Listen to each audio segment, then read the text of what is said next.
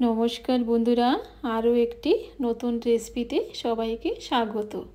আজকে আমি বানাবো চিতই পিঠা। তো কোনো রকম চাল বা চালের গুঁড়ো ছাড়াই আপনারা বানিয়ে নিতে পারবেন। তো আজকে আমি বানাবো সুজি দিয়ে। তো আমি এখানে নিয়েছি 1 বাটি সুজি। এখন সুজিটাকে একটা পাত্রে নিয়ে নেব।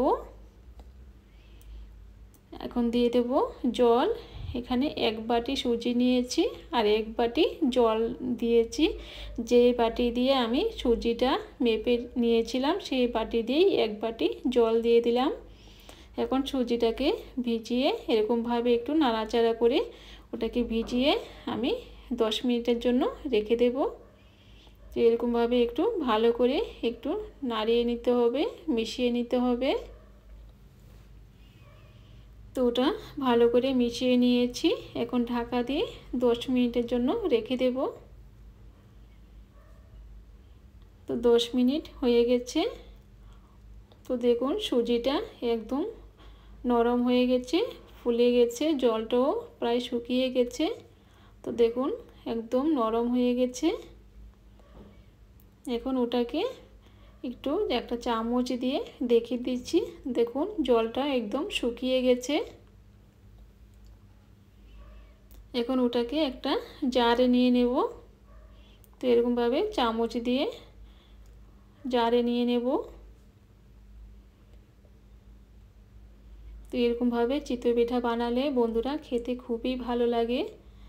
তো সুজি দিয়ে একবার বানিয়ে দেখবেন, খেয়ে খুবই ভালো লাগে খেতে। তো জারে নিয়ে নিলাম। এখন ওটাকে একটা পেস্ট বানিয়ে নেব। তো একটা পেস্ট বানিয়ে নিয়েছি। তো দেখুন ওটা পেস্ট করলে না একটু আঠালো আঠালো ভাব হয়ে যায়। তো একদম আঠালো ভাব হয়ে গেছে। দেখুন একদম এরকমভাবে মনে হয় সুতোর মতো একটা আঠালো ভাব হয়ে গেছে। তো ওটাকে আমি এই পাত্রটাতে ঢেলে নেব। তো সবটুকু ঢেলে নেব। তো সবটুকু ঢেলে নিলাম। তো দেখুন একদম আঠালো হয়ে গেছে। তো ওটাকে ভালো করে মিশিয়ে নিতে হবে। তো ওটাকে এরকমভাবে ভালো করে একটু মিশিয়ে নেব। তো অনেকটাই ঘন আছে, তো একটু জল দিয়ে দেব।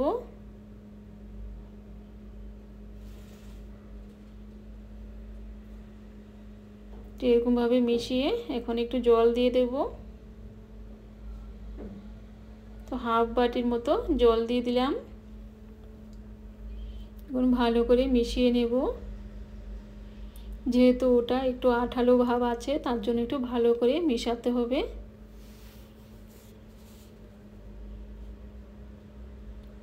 তো এরকমভাবে আস্তে আস্তে ওটাকে মেশাতে হবে।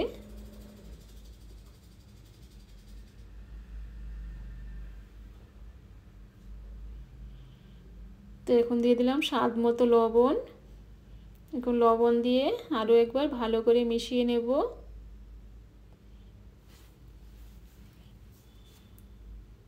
এখন দিয়ে দেব হাফ চামচ বেকিং পাউডার। মনে রাখতে হবে বেকিং সোডা নয়, বেকিং পাউডারই দিতে হবে। দিয়ে ভালো করে মিশিয়ে নেব। ভালো করে মেশানো হয়ে গেছে। এখন একটা চামচ দিয়ে দেখে দিচ্ছি ঘনত্বটা কীরকম হয়েছে। তো দেখুন খুব একটা পাতলাও নয় আবার খুব একটা ঘনও নয়। তো চামচের এই জায়গাটা আমি দেখিয়ে দিচ্ছি আঙ্গুল দিয়ে এরকমভাবে। খুব একটা পাতলাও হবে না আবার খুব একটা ঘনও হবে না। তো এরকমভাবে সুজি দিয়ে বানালে ওটা খেতেও ভালো লাগে। কোনো রকম চাল বা চালের গুঁড়া ছাড়াই আপনারা বানিয়ে নিতে পারবেন বন্ধুরা। তো এখানে একটা বাটি নিয়ে নিলাম আর নিয়ে নিলাম 2 চামচের মতো জল আর 2 চামচের মতো তেল নিয়ে ভালো করে মিশিয়ে নিচ্ছি। যেহেতু ওটা কড়াইতে করব তো তেল জলটা দিলে সুন্দরভাবে উঠে আসবে, নিচে লেগে যাবে না। এখন কড়াই বসিয়ে দিয়েছি চুলায়। এখন কড়াইটা হালকা গরম হয়ে গেছে। এখন যে তেল আর জলটা মিশিয়ে রেখেছিলাম ওটা দিয়ে একটু টিস্যু পেপার দিয়ে ভালো করে মুছে নিলাম। এখন যে ব্যাটারটা বানিয়ে রেখেছিলাম ওটাকে অল্প অল্প করে এরকমভাবে দিয়ে দেব, দিয়ে এখন ঢাকা দিয়ে দেব 3 থেকে 4 মিনিটের জন্য। তো 3 থেকে 4 মিনিট হয়ে গেছে। তো দেখুন কত সুন্দর ফুলকো ফুলকো হয়েছে, কত সুন্দর হয়েছে, দেখেই বোঝা যাচ্ছে কতটা ভালো হয়েছে। তো আরও একটি এরকমভাবে দিয়ে দিলাম, দিয়ে ওটাকে ঢাকা দিয়ে দেব, 3 থেকে 4 মিনিটের জন্য অপেক্ষা করব। তো 3 থেকে 4 মিনিট হয়ে গেছে। তো দেখুন ওটাও কত জালিদার হয়েছে আর কত সুন্দর হয়েছে বন্ধুরা। তো আরও একটি দেখিয়ে দিচ্ছি। তো এরকমভাবে 1 চামচ নেব, নিয়ে এরকমভাবে এখন ঢাকা দিয়ে দেব।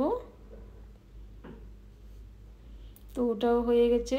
তো দেখুন কত সুন্দর হয়ে গেছে, তো সবগুলো কত সুন্দরভাবে উঠে এসেছে, কত সুন্দর দেখেই বোঝা যাচ্ছে কতটা খেতেও কতটা সুস্বাদু হবে এই রেসিপিটা।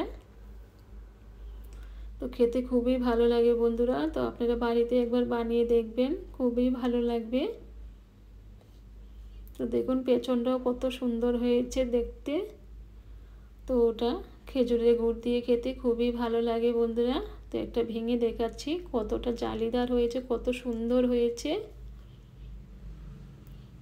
দেখতে যেরকম খেতেও সেরকমই সুস্বাদু হয় রেসিপিটা। তো দেখুন ভেতরটাও কত সুন্দর হয়েছে। তো এরকমভাবে দিলে বাচ্চারাও খুব আনন্দের সাথে খাবে, আর বড়রা তো খাবেই। তো একটু খেজুরের গুড়ের সাথে এরকমভাবে বানিয়ে দিলে ওরা খুব সুন্দরভাবে খেয়ে নেবে। তো আশা করি আজকের রেসিপিটা আপনাদের ভালো লেগেছে বন্ধুরা। যদি ভালো লাগে আমার চ্যানেলটাকে সাবস্ক্রাইব করে দিবেন, সাবস্ক্রাইব করে আমার পাশে থাকবেন, আর লাইক করতে কিন্তু একদম ভুলবেন না বন্ধুরা। তো আজকে এই পর্যন্তই, আবার দেখা হবে অন্য কোনো ভিডিওতে। নমস্কার।